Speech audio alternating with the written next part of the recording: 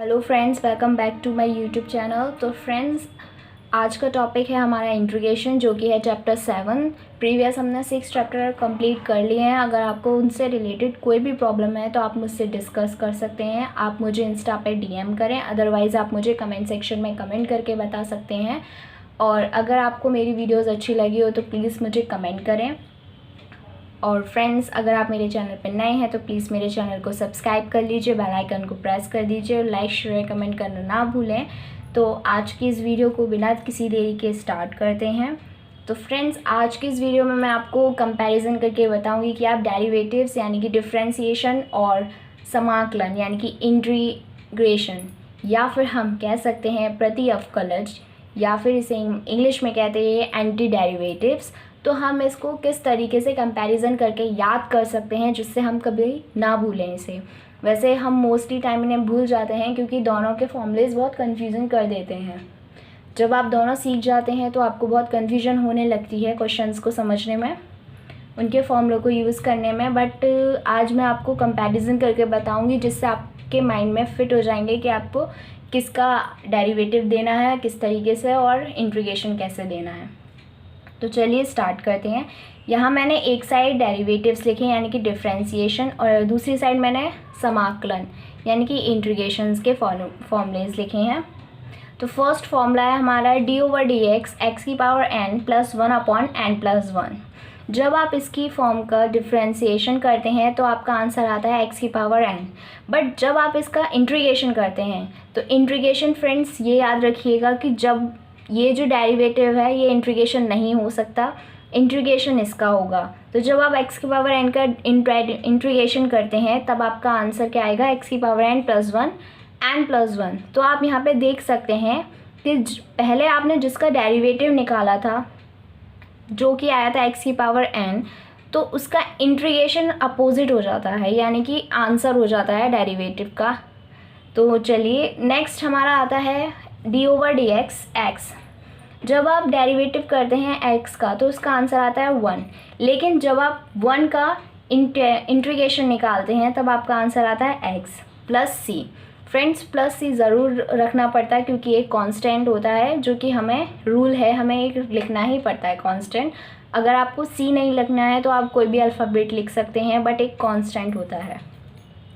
Next हमारा d/dx sin x = cos x। Integration of cos x dx = sin x + c derivative of -cos x = sin x। Integration of sin x dx = -cos x + c। यहाँ पे भी आप देख सकते हैं comparison करके कि जब आप sin का इंटीग्रेशन निकालते हैं तो क्या आता है, और जब cos का निकालते हैं तब क्या आता है। नेक्स्ट है हमारा d/dx tan x = sec² x and integration of sec² x dx = tan x plus. Next है हमारा d/dx -cot x = cos² x। Integration of cos² x dx = -cot x + c। Next हमारा d/dx sec x = sec x × tan x। Integration of sec x tan x dx = sec x + c। Next है derivatives of -cos x cosec x = cosec x.cot x। Integration of cosec x.cot x = -cosec x + c। Derivative of sin inverse x। तो जब आप sin inverse x का differentiation करते हैं तब आपका क्या आता है फॉर्मूला, 1/√1 - x²। बट आपको जब इंटीग्रेशन करना होता है तो आप sin sin इनवर्स x का इंटीग्रेशन नहीं कर सकते, आपको इंटीग्रेशन इसकी फॉर्म का करना पड़ता है, जो कि है dx/√1 - x²। सेम यही फॉर्म है। तो इसका जब हम इंटीग्रेशन करते हैं तब हमारे पास आता है sin इनवर्स x + c। इसी तरह d/dx -cos inverse x = 1/√1 - x² and integration of dx/√1 - x² = -cos inverse x + c। ये आप अपने अकॉर्डिंग कर सकते हैं कि आपको साइन इनवर्स चाहिए या cos इनवर्स चाहिए, या फिर आपको किस फॉर्म में चाहिए। नेक्स्ट है हमारे पास tan inverse x = 1/1 + x²। and integration of dx upon 1 plus x square equals to tan inverse x plus c. Next, d over dx minus cot inverse x equals to 1 upon 1 plus x square. Integration of dx upon 1 plus x square equals to minus cot inverse x plus c. Next, sec x inverse x equals to 1 upon x under root में X square minus 1 integration of D X under root X square minus 1 equals to sec inverse X plus C. Derivative of minus cosec inverse X equals to 1 upon X under root में X square minus 1 and integration of D X upon X under root X square minus 1 equals to minus cosec X minus X plus C. Next, D x ई की power x equals to ई की power x. आपको ये बात याद रखनी है कि अगर आप ई की पावर एक्स का इंटीग्रेशन करें या फिर डिफ्रेंशिएशन, उसका जो आंसर आएगा वो ई की पावर एक्स ही होता है. अब ई की पावर एक्स होता है, एक्स की जगह पे कुछ भी हो सकता है या फिर लॉग हो सकता है, तो उसमें हम चेन रूल का यूज़ करते हैं. अगर आपको चेन रूल नहीं आती है तो आप मेरी प्रीवियस वीडियोस में देख सकते हैं. मैंने चेन रूल्स या डेरिवेटिव से रिलेटेड बहुत सारी वीडियोस डाली हैं एंड इंटीग्रेशन से भी रिलेटेड डाली हैं, तो आप देख सकते हैं. D over D X A की power X upon log A equals to A की power X and integration of A की power X D X equals to A की power X upon log A plus C. तो friends, अभी आपने जो formulas देखे थे वो कंपैरिजन करके मैंने आपको बताए थे, जो डेरिवेटिव्स थे एंड एक साइन इंटीग्रेशन थे. तो आई होप आपको समझ में आ गया होगा. अगर आप दोबारा पॉज करके उसे देखेंगे तो आई डेफिनेटली कि आपको उसे समझ में आ गया होगा. नेक्स्ट है हमारा सम स्टैंडर्ड्स इंटीग्रेशंस फॉर्मूलेस. तो ये कुछ इंटीग्रेशंस फॉर्मूले हैं, स्टैंडर्ड फॉर्मूले हैं, ये भी आने चाहिए इंटीग्रेशन के. जैसे कि आपके पास tan x आता है इंटीग्रेशन करने के लिए, अगर आपको लॉग की ज़रूरत है तो आप इन फॉर्मूलेस का यूज़ कर सकते हैं. जैसे कि integration of tan x dx equals to log sec x plus C. Integration of cot x dx equals to log sin x plus C. Integration of sec x dx equals to log sec x plus tan x plus C. Integration of sec x dx equals to log tan pi/4 plus x upon 2 plus C. ये वाला formula थोड़ा mostly कम use होते हैं, लेकिन फिर भी होते हैं तो हमें पता होना चाहिए. Integration of cosec X D X equals to log cosec X minus cot X plus C. Integration of cosec X D X equals to log tan X upon 2 plus सी.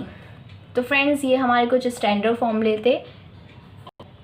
अब हम देखेंगे इंटीग्रेशंस बाय पार्ट. तो friends, integration by parts को आप ये समझ लीजिए, ये इंटू का फॉर्मूला होता है जब दो डिजिट होती हैं जो मल्टीप्लाई में होती है और हम उन्हें सॉल्व करना होता है. डिजिट या फिर कोई भी अलजेब्रिक या फिर लॉगरिथमिक या फिर इन्वर्स, कुछ भी मतलब फॉर्म्स होती हैं जो हमें सॉल्व करना होता है इंटीग्रेशन के लिए, तब हम इसका यूज़ करते हैं. जैसे कि सपोज़ u एक है और एक v है, तो इंटीग्रेशन करना है हमें इसका, तो हम क्या करेंगे, u यानी कि फर्स्ट को हम ऐसे लिखेंगे, सेकंड का इंटीग्रेशन करते हैं.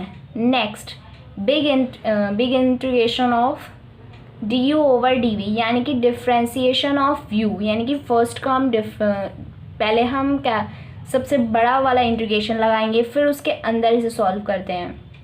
तो फिर हम क्या करते हैं, इसका डेरिवेटिव करते हैं फर्स्ट वाले का, डॉट इंटीग्रेशन ऑफ v यानी कि सेकंड वाले का अगेन हम इंटीग्रेशन करते हैं, फिर बड़ा वाला dx लगाएंगे, फिर हम टोटल जो भी हमारा इसको सॉल्व करके आएगा फिर हम उसका इंटीग्रेशन करते हैं, then we solve this form.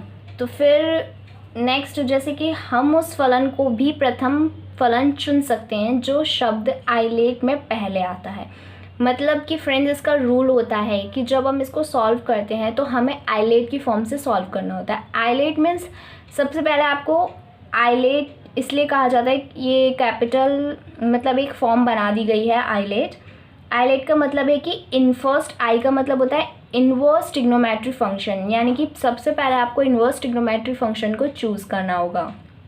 Next, logarithmic function, फिर आपको लॉग की जो प्रॉपर्टीज़ होगी या फिर लॉग का जो क्वेश्चन होगा या लॉग की कोई फॉर्म होगी उसको चूज़ करना होगा. नेक्स्ट है algebraic function. T means trigonometrical functions, E means exponential functions, यानी कि ई की पावर एक्स, ई की power log x, etcetera etcetera. तो इस तरीके से आपको चूज़ करना होगा। इन्वर्स फंक्शन जैसे कि साइन एक्स हो गया, साइन इन्वर्स कुछ भी मतलब। और लॉग तो आप जानते हैं जिसमें लॉग आता हो। एल्जेब्रिक तो आप जानते हैं एक्स वाई जेड जो भी। ट्रिग्नोमेट्रिकल टेन एक्स या फिर साइन एक्स एक्सेट्रा। एक्सपोनेंशियल ई की पावर एक्स एक्सेट्रा वगैरह। तो आप उसके अकॉर्डिंग ही आप चूज़ कर सकते हैं and then we solve this. तो थैंक यू सो मच। अगर आपको मेरी वीडियो अच्छी लगी हो तो प्लीज़ मेरे चैनल को सब्सक्राइब ज़रूर करें। Thank you.